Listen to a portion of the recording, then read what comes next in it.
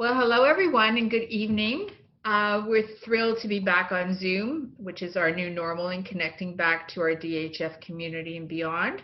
My name is Barbara Pasternak, founder and chair of Diabetes Hope Foundation, and I will be co-hosting this evening's webinar along with Clara Tyson, who is our former 2013 alumni. Clara, would you like to introduce yourself? Yes, thank you, Barbara. Like Barbara said, my name is Clara Tyson, and I will be one of your hosts and moderators tonight. I was a recipient of the Diabetes Hope Foundation Scholarship in 2013, and with that scholarship, I went on to the University of Toronto and graduated with a Bachelor's of Science in Ecology and Evolutionary Biology. And since then, I've actually gone on to get my master's, also from U of T. I just defended a couple of months ago. Thank you, Clara. We're really excited to launch another webinar series. Tonight, we're talking about COVID in the classroom, transitioning to post-secondary during a pandemic. I know that we're so ready to resume a more unified life, hanging out with family and friends, meeting for a coffee or a meal, and shopping for fun stuff, or just hug friends and family. Well, perhaps in the near future, those pleasures will be allowed back in our lives, but for now, we have to keep safe, keep healthy, and follow the guidelines. Tonight, we will be discussing how panelists who are our first year DHF Scholarship alumni this evening, aren't they all beautiful young ladies, have been dealing with the ups and downs of what their first year of university rolled out to be during this pandemic. We'll hear how these young adults tackled this very impactful time while managing their diabetes. And our panelists tonight have 4 more months of school year remaining, studying their various courses of choice. They are true trailblazers with online learning and managing their diabetes at the same time, and all the trials and tribulations that come along with this ride. But before we begin, we would like to thank the Aubrey and Marla Dan Foundations for sponsoring this webinar tonight.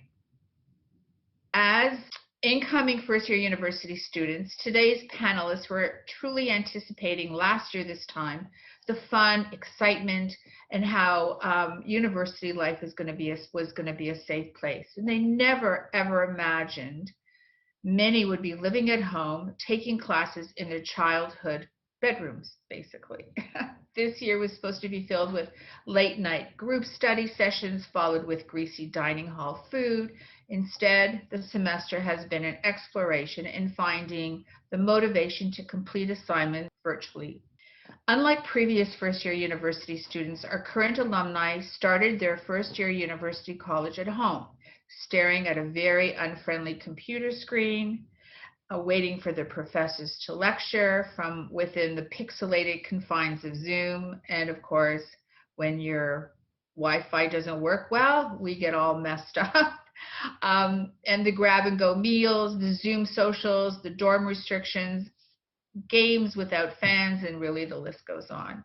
Experiences varied from school to school, person to person, but while some students have been content with their first-year experience so far, many are finding it stressful, frustrating, and disappointing.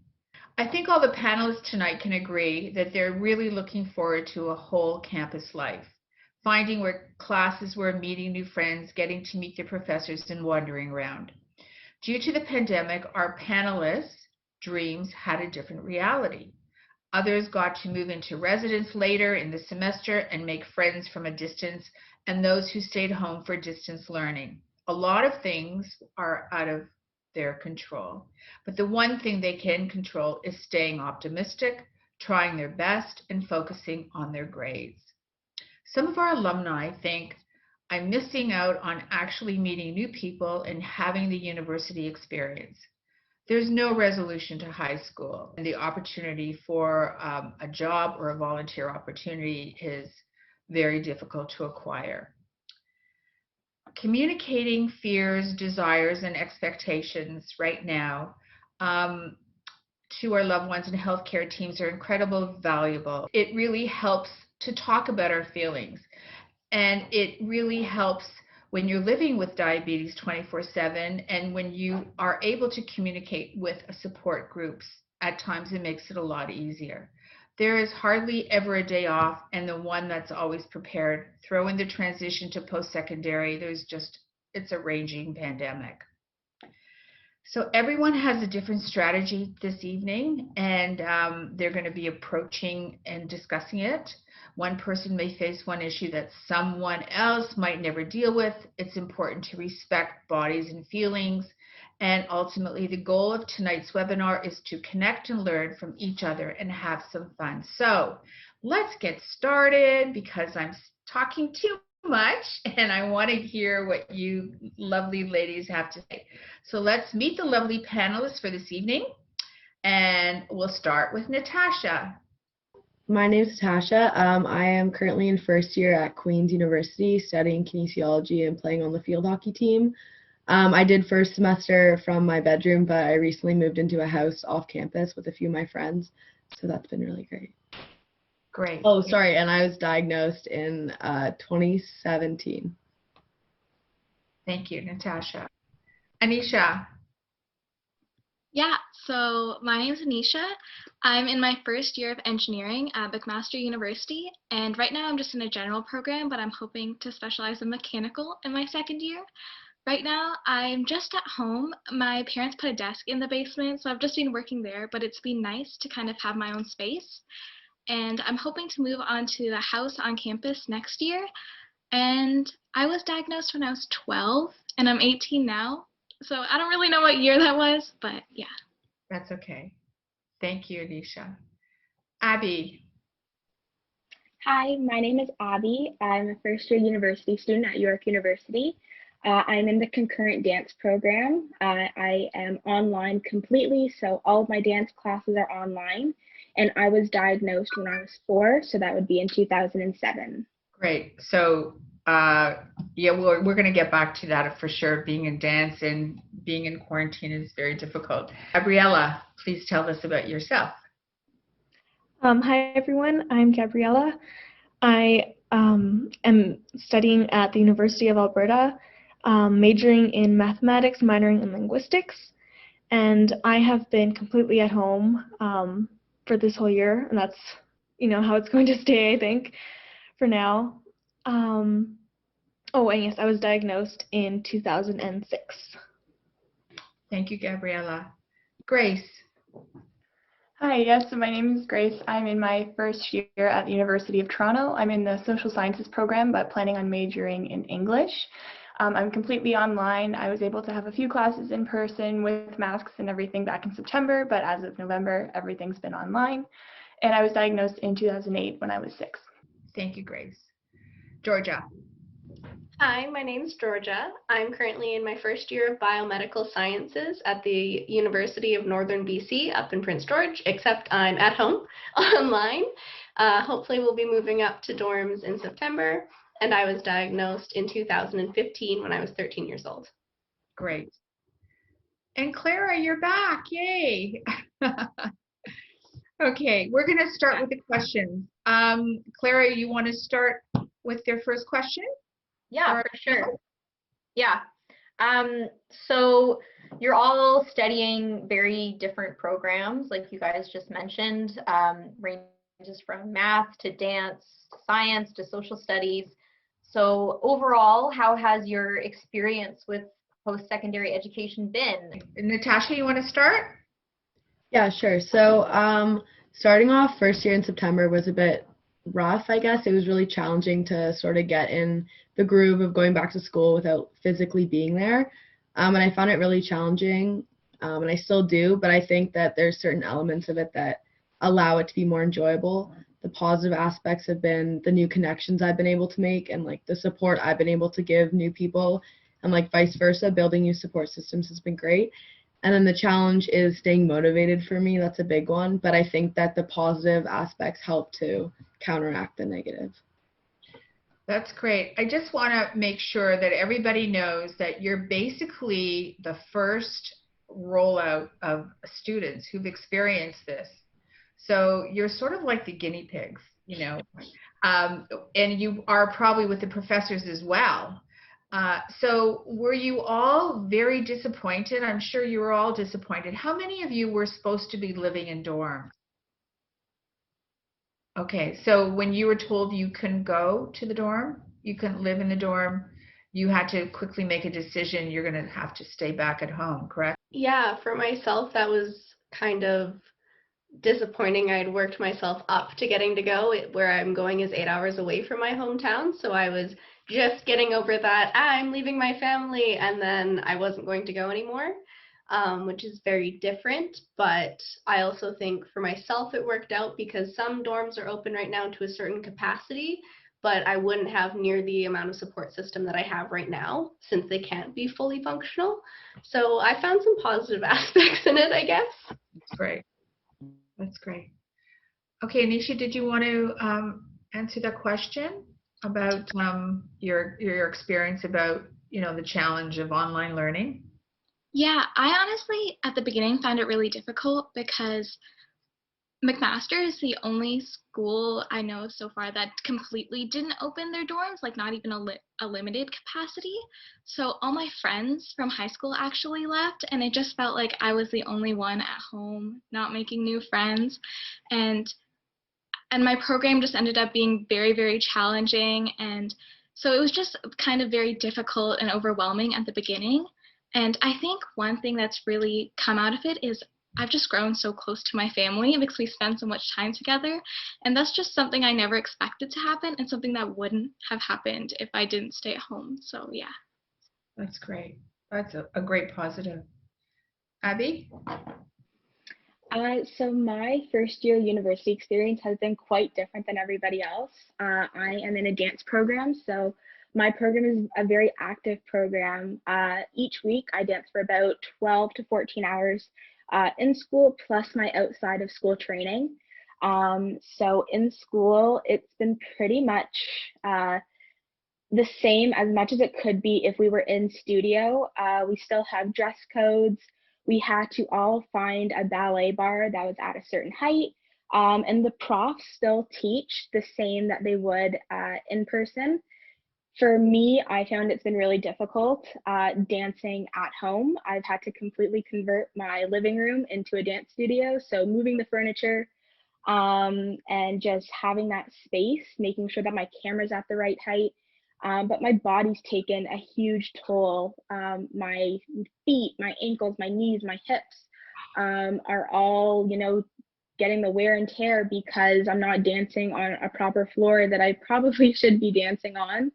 And then my academic classes, like the rest of the girls, on a screen, and some are synchronous, some are asynchronous. So yeah. That's quite challenging. Is there any way that you can purchase something for the floors to soften the Yeah, so there are portable like dance floors where it's like a small sprung floor, which I'm looking to get. I'm hoping, I'll only have to do about 3 more months of this and then I'll be back in studio. Dance is one of the programs that are going to be first to be back in studio. So I'm hoping that for second year, fingers crossed, we will be back in person, at least for my active studio classes. That's great. Thank you, Abby. Gabriella? Yeah, my experience has been pretty general overall with the online classes. Similar to most people, I think. It's just been difficult trying to balance, the synchronous and the asynchronous classes. It is nice in some ways that a lot of my lectures are recorded, and so there's like more flexible learning times. I get to sleep in a little bit because I don't have to take the public transit to school. So there's a few small benefits. But yeah, definitely lots of struggles too with, just tech problems, difficulties, connecting with other people in your classes, meeting new friends. One thing I've really noticed is an increased workload in general because professors, since you're not doing everything in class in the moment, they assign way more for you to do. So they're like, oh, we're going to do this in class and then this outside of class, and it's just a little crazy at times. And then just generally, there's just this constant uncertainty, just with, living in this situation with in the pandemic, and you don't know how minute to minute, day to day, everything could change completely. One moment you're looking forward to, okay, well, at least things will get better soon. You know, maybe winter semester will be in person, and you know, if things change, of course, again, and we're still in the situation. So yeah, definitely lots of struggles, but I've got lots of support in that at home, so I'm working through it as best as I can. It sounds like you're doing a great job, for sure. Grace, you want to share with us? Yeah, sure. So my first year started out, I had 2 of my classes in person, which I didn't think I was going to get any, so that was definitely exciting. Obviously, we were wearing masks and social distanced in class. So it still wasn't the typical experience that everyone expects when they go to university, but it was nice just to see other humans and other people in the same room and meet 2 of my professors. And then when everything went back online in November, I found it got really challenging just trying to figure out when everything was due, what day, trying to manage my schedule. Like Abby, I also danced, but just not at a university level. I just danced through my studio. So that was also something I was trying to manage at the same time, like trying to figure out when my classes would be for dance and then my university lectures. And like Gabriella was saying about managing asynchronous and synchronous, which is basically just synchronous is when you're in class with everyone, and asynchronous you can watch on your own time. I really liked asynchronous in the sense that I can pause lectures, go back, like things you can't do in if you were in class. Actually, obviously, because the professor continues to talk, I've found that's a really great benefit. So if there's something I don't understand or want to go over, you just rewind the video and take it at your own pace. But I definitely do miss that in-person experience that we're not getting right now. So I just want to touch on the technical part of the asynchronous. Are the classes taped, by the way? Are your classes taped? So if you didn't have a chance to make it or that you missed half of it for whatever reason, are you able to go back and listen to it? Is it archived? Yeah, most of mine are like my tutorial sessions, and any like live classes that I have, they always record them and then post them like half an hour after the class is over. So there's never really any trouble with that. But that's just for me. I'm not sure what other universities are like. Anyone else? Yeah, all of mine are taped. It's mostly just for international students as well, because you can't make someone work at 1 in the morning. Right. So yeah, they're usually all taped just for fairness. Great. Thank you. Georgia, do you want to tell us your experience? Sure. Obviously, it was very different as it was for everyone. I actually have my very first synchronous class this semester. I had none last semester, which was chaos to say the least, because I had no idea how to study for university or the amount of workload that would come along with that. And then on top of that, I never got to meet any of my profs. And I also never had a live class with my fellow students. So it was very chaotic, and I agree, like staying on top of those timelines and when things are due is very challenging. So I've definitely learned what kind of like calendar works for me and stuff, but it was definitely very different. Were you able to navigate the challenges? Yes, it definitely, for myself, like no one in my community goes to the school that I'm at. It's a very small university in the north. So I didn't really have anyone to reach out to until like the second month or so. So it was a new program. We used a program called Blackboard, and I didn't really know how to navigate things. So I learned very early on how important it is to email your profs your questions, because you just will fall behind and you'll have no idea. So you really had to become creative, resourceful, to sort of work around a lot of the technical issues. Did anyone have issues with your internet cutting out? Like, did you have any of those issues in the middle of a lecture, your internet would go down or things like that would happen? Yes, for sure. That's happened a lot. Or like I'll join a Zoom meeting and there's no audio, so I'm stressing that whatever the professor's saying I can't hear. So I think one thing this pandemic has taught me, and I'm sure for a lot of people, is patience, and also just being resourceful and figuring out, do I restart my computer? Do I leave the meeting? Like all these things that you just have to think on the spot. So that's one thing that came out of it. Has there been any other difficulty that you've had to sort of navigate around to make it work for you, to reduce your anxiety next time it happens again, you'll have a resolution? If you had to work with a professor or not with a professor, or you had to call in tech, Bell to come in or whoever, did that happen? my family has like really bad Wi-Fi back home, like terrible Wi-Fi. So I'd always have to send a text to the family group chat or like run around the house like 15 minutes before my classes and be like, okay, guys, can you Oh, please get off the Wi-Fi now? It's my turn. And we had to do that a lot, but my Wi-Fi here is much better. So well, that's good. So we were looking at every stressor that you've had to deal with for the last 6 months, basically. I mean, everything, I'm sure, when you rolled out this whole online learning, I know the younger kids having to do that, it was so difficult for the teachers to even navigate how they're going to put their curriculum online. Was it the same with the professors? Did they have trouble putting their curricular online? Was there delays? Was there flaws? Was there problems? Anyone? Yeah, so for my program, it's the profs had a real issue trying to condense what we were going to be taught in person to it being taught online. Not everybody has the same amount of space. So spacing for my program was a huge issue. For my space, I actually have a bigger area to dance than my ballet teacher. So she had to try and figure out what works for her space and how she can translate that to making sure that the rest of my class is able to do the same movements, and how do we do across the floor at home in a smaller space. So it's been challenging for the students, but also for the professors for sure. Yeah, I'm sure a lot of the professors had to sort of let certain things go. It could not be perfect for them, so they probably had to prioritize what was more important in the curriculum to make sure that it was delivered properly. Um, I'm just going to move on to socialization, because online learning can be obviously very isolating, obviously.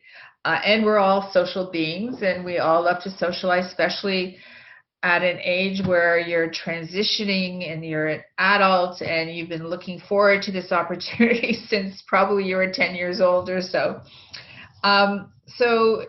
Traditionally you would have, Frosh Week, you would have met friends, you would have been social.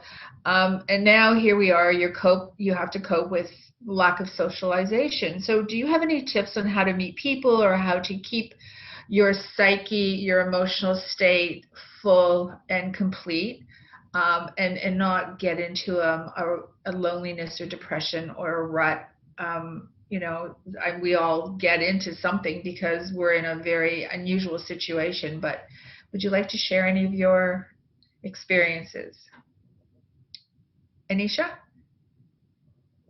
Yeah, I think one thing for me is just actually going to the events. So my Frosh Week was online and I just really didn't want to go. I thought it was super lame.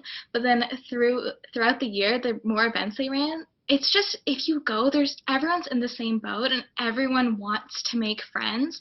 And chances are if you reach out to someone, 99.9% of the time, they just also want a friend because everyone's at home alone.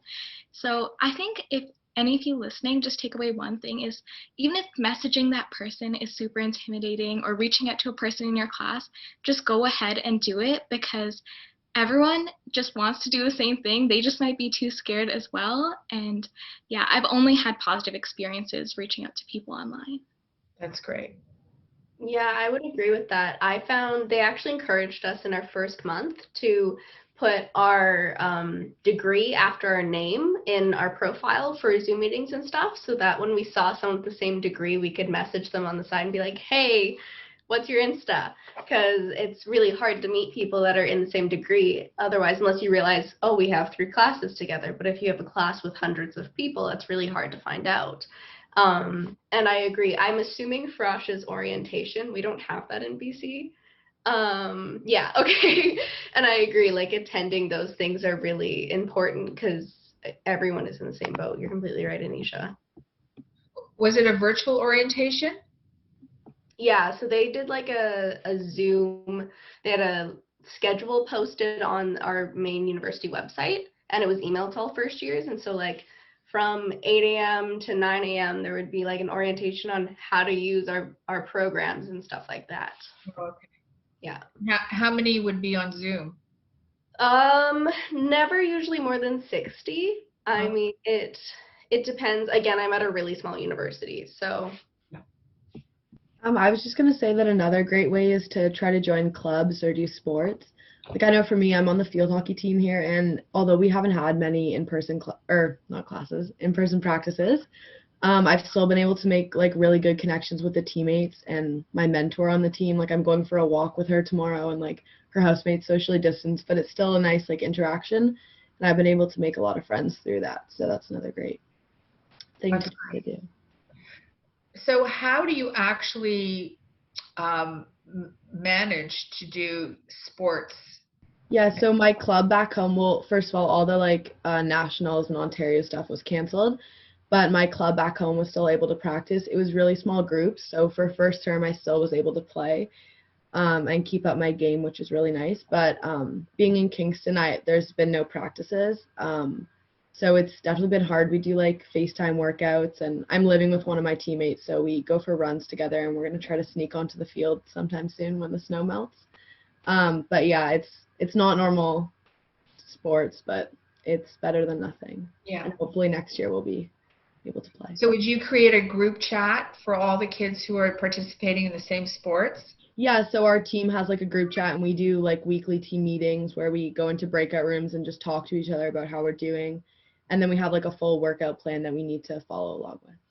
I can add a quick thing. Just something that I found was really nice was a lot of universities make, like for example, mine was called U of T 2024 Instagram accounts. So it'll be the year that you're graduating. So for everyone who's coming into university this year, be say, for example, Laurier 2025 or whatever the name is of your university on Instagram.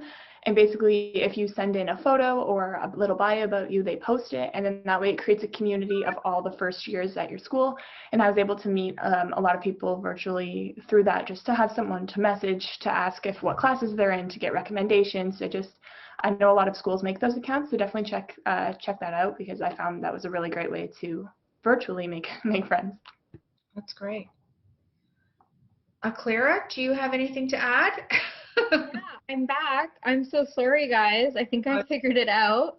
But I jumped in when Natasha was talking about, trying to practice for sports and do sports and stuff. And so I know that there's been studies that have shown that during the COVID pandemic, university students are, they're eating less healthily, they're more sedentary, they're drinking more than they usually do. And so I was wondering, what sort of healthy habits do you guys have to try and stay healthy during the pandemic? And I'll just say it's okay if you don't, or if those things seem kind of small, because I know it's hard, but even, the smallest healthy habit can help you out. So does, I don't know who wants to go first. I found that the pandemic has actually made my habits a lot more healthy because I'm not eating the cafeteria food. I'm making like much more healthier lunches. And I'm also a lot more active than I used to be. My program has my workouts built into it. Plus, I do home workouts with my mom, who like always motivates me, both for workouts and for school. Plus, I have outside of school training. So the pandemic has definitely kept me in shape and eating healthy. Yeah, definitely a silver lining. How about you, Gabriella? Yeah, it's been a little tough. I'm in part of a Polish folk dancing group, and since COVID, unfortunately, we've had to cancel all of our practices just because it wasn't safe, of course. And it's really not something, unfortunately, that you can do online. I tried for a little bit because like last spring, we tried to do some online classes, but it just really doesn't work out very well because the majority of the stuff we do is like partner dancing, which you can't really do, alone in your own house. So yeah, I've definitely been missing that because that was about like 6 hours a week of doing this, and I just completely lost that. And even just little things like, walking to the bus that I used to do on a regular basis. Yeah, so I've definitely missed those activities. But yeah, I'm trying to, establish some new habits, do some, workouts at home. So like the University of Alberta has some like home workout things where you like join like a little video and someone's like leading you through a workout. So I've done a few of those.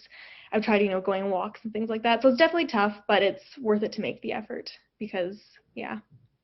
Yeah. For sure. Can you tell us more about Polish folk dancing? Yeah, I've been doing it since before I was diagnosed. It's really lots of fun. It's more like so it's not like super intense. Like we don't do competitions or anything, but there's like lots of festivals and things. Like normally without COVID, we would have gone probably to Banff or somewhere for Canada Day on a trip, and we would have performed for different things. There's usually performances all throughout the year at different events, and those have all been canceled. So it's definitely tough, missing my friends and that from the group. And you try to stay in contact, but it's definitely it's hard when you don't have that constant connection, seeing people on a regular basis like you're used to. Yeah, I mean, healthy habits goes beyond just physical habits, right? It's also mental habits, and part of that is socializing. What about you, Grace? Yeah, I definitely think it's hard with that social aspect, trying to keep your mental health up all the time because obviously we can't see people in person. But I found just taking, like, scheduling FaceTime calls or calls, regular calls, texts, anything with my friends from high school or the people that I've met online in university, that gives you something to look forward to at the end of the week or something to plan. And even though it is over a screen, just simply talking to people who are going through the exact same thing as you is always helpful, and just laughing about things we used to do in high school or just talking about anything that's not pandemic related and just kind of having like what would be a normal hangout if we were in person has really helped me. And then also just with online school, obviously if you have a few hours of lecture, it definitely gets very draining. So I've found if I go outside, even if it's for 30 seconds, just to go outside, get some fresh air, it sounds like I know it's a tip that's given a lot, but it totally works. Just getting that breath of fresh air, a big glass of water to refresh and start your next lecture, I've definitely found is helpful. Yeah, even the simplest things can really help, right? I just want to add to that point about mental and physical health. Because you're home or you're in one place now, you're not going all over the place. I guess your diabetes management is much easier to manage. Is that correct, or is it incorrect what I just said? I mean, the stress level, of course, will create a lot of havoc, but because you're not moving around, your supply situation, your parents will probably help you, or you're probably more prepared to know when you have to order next. It's more, your environment is more controlled. Maybe that's what I should have said, more controlled than if you were not, you're at university or you're partying or you're eating stuff, and just basically it's more controlled. Is that safe to say that it's easier for your diabetes at this point? I think you're right about the control aspect and about not moving around and supplies and such, but I don't know, in March when everything first happened and like school wasn't going on and we were just kind of stuck at home, I kind of like got all out of sorts because I didn't have a proper schedule. So at one point I even like set reminders on my phone to like test my blood sugar, do this, so that I would like remember to, just because I felt really out of sorts without that schedule aspect of my life. And even during first semester, I felt that a bit too. That makes sense. Yeah, I agree with that, Natasha. I found even still in second semester, there's such a lack of schedule and anything being regular that I found it's very different. I just got on a CGM like 2 weeks ago, so that's helped me out a lot because I've been able to actually like see my trends. But prior to that, it was probably the most chaotic my blood sugar has ever been. But I think a lot of that is also due to mental health and the stress of the pandemic on top of the stress of school. For sure. Anisha, what about you? Yeah, I actually totally agree with both of those things. I do think it was good in some aspects because everything was constant, but during exam season, my sugar levels are really, really affected by stress, and just being so stressed because your exams are worth so much, and then also being isolated, it was just so hard, and then not feeling super great, and then you have to keep studying. So like December was very difficult in terms of my diabetes for me, but now it's a lot better. Okay, we're going to just shift it. We're in our last 15 minutes. It's gone so quickly. So we have currently we're now receiving new scholarship applications for the new kids, the 2021 scholarship. What would you tell them now that, I mean, this will probably continue. Who knows? Maybe we don't know whether next September people are going to be going to dorms. We don't know that, but possibly it could be. It depends how many, how our numbers are and how restrictive the government is keeping us. But what would you tell them? What advice would you give them? So some things that I really think are important, and once again, sort of restating what everyone else has mentioned, is it's really important to, push yourself to establish and maintain those healthy habits, and whether that's, T1D or otherwise. That's really important. Second thing is that I found really useful is talking to other students, or especially older students at your school, for recommendations, whether that's about like profs and classes, and specifically ones who've taken the online versions, because it can be totally different, I've found. Just comparing, my experiences with the class compared to what my older sister had taken, the same class but 2 years before, and like the online version is totally different. So it's definitely worth it to see if you can ask some questions and find out some more information about that when you're making your schedule. And then the third thing that's really, really important, I think, is find out how to get accommodations for yourself as soon as possible before classes even begin.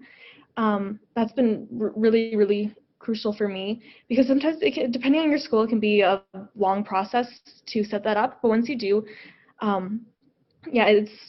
it's super valuable to have that in case, you're in the middle of the exam and you're stressed and your blood sugar plunges. Well, how are you supposed to focus on your exam? We all know what that's like, right? So just to have those systems in place, it's really important.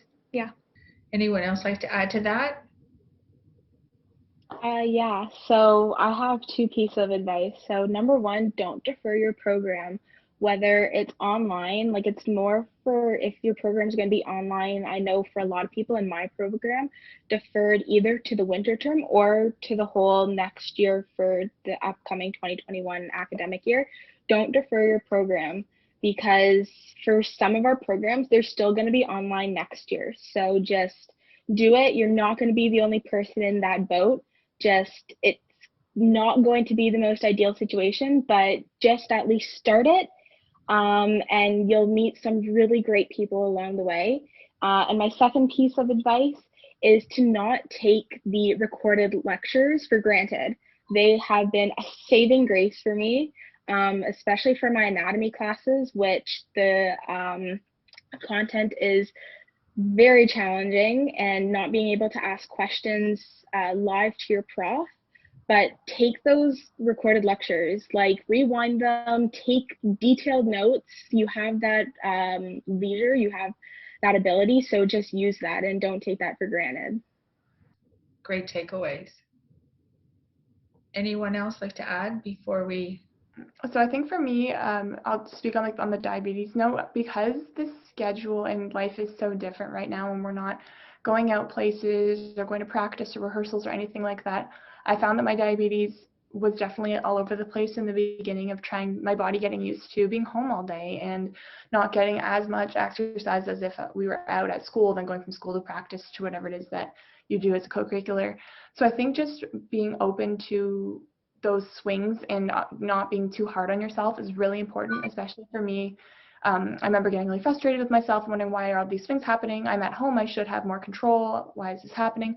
And obviously these are unprecedented times. Like, none of us have ever lived through a pandemic before. So I think just remembering that it's totally okay to have those moments of uncertainty and stress and worry is really important, because there is a way to get through it. I have an amazing team. I'm sure everyone here has different people that they talk to. Being able to live with your family is helpful in that case, because your parents or whoever it is that you live with can help you with treatment and stuff. But I think just reminding yourself that it's okay not to know how to go about this sometimes, because in reality, none of us are 100% sure how to. Just make sure that you have a good community of friends or family or people around you who can help guide you along the way to getting there. Before I leave it with Claire, I just want to say you guys are totally awesome. I think you guys are like 30. You know, your experience and your wisdoms, your heroes, and thank you very much. You're very articulate and you're honest, and I really appreciate you being on. And I am sure that many people will benefit from your words of wisdom and honesty. Thank you. Okay, Claire, take it away. Right before we end, I just want to go back to something that Gabriella said about accommodations. Are there any accommodations that you recommend people look into? I know when I was in university, I didn't know what an accommodation was until third year. And I definitely would have liked them in first year. So if you or anyone else has any suggestions about what accommodations were useful, I'm sure the viewers would like to know them. My favorite accommodation has been the extra time given. For my university, I get time and a half. So for every hour, I get an additional 30 minutes for quizzes, tests, and I also get an extra 2 to 5 day extension if I talk to the prof, as long as it's not like in the 11th hour where I'm going to the prof the night before saying, hey, I need an extension. If I give them like 2 or 3 days, I can get an extra 2 to 5 days if I just talk to the prof. And make sure you have open lines of communication, really important. I think the exam time length that you guys both spoke about is really smart, and I need to get on that. But another thing that I've heard of, and that one of my courses was asking for note takers. So I don't know, it seems like everyone's lectures are recorded, but there is student services at my university offers notes that have been taken by other students. If for some reason you have an emergency or you missed your lecture and you need some notes, or you had a bad week and things aren't going too well and you need to catch up on notes, then that might be something that you could look into. Gabrielle, I think you were going to say something. Yeah, I think Abby and Natasha covered most of it. I mean, yeah, I have the same time multiplier extension for exams and quizzes as Abby does. So it's definitely been super helpful. And then I haven't needed to use it, but that's more, once we go back to in-person eventually. I have the note taker accommodation. If there's some day that I've got super high ketones, can't come to class, that's there waiting for me. And also, if there are any of my classes that aren't recorded, I do have special permission to request recorded lectures for that same reason. So, just being aware of what accommodations you need for in-person and online classes, because it does vary a little bit. But yeah, they're super important, super helpful, because yeah, we all know what it's like to live with with this disease, and knowing the different stresses and how that affects your blood sugars, and it's this whole cycle that we all have to deal with. So yeah. Well, thank you. Thank you, Gabriella. Thank you, everybody. You're all such amazing and thoughtful individuals. Barbara said it perfectly just a couple minutes ago. We're really proud of our 2020 alumni for being great advocates for not only type 1 diabetes, but also mental health, especially in a time like this. And so as we wrap up tonight's webinar, it's important to note that you're not alone during this time. I mean, even in this room, there's 8 of us here, and there's even more watching and even more not watching. And so for those of you that are watching tonight, we'd like to extend the invitation to join the Diabetes Hope Foundation's Hope Connects mentorship program, where we match you with a mentor from the DHF family.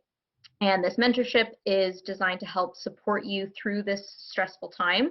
And you can visit the Diabetes Hope Foundation's website for more details on how to join this mentorship program. And we also urge everyone to go online to the DHF website to look at our transition resources guide.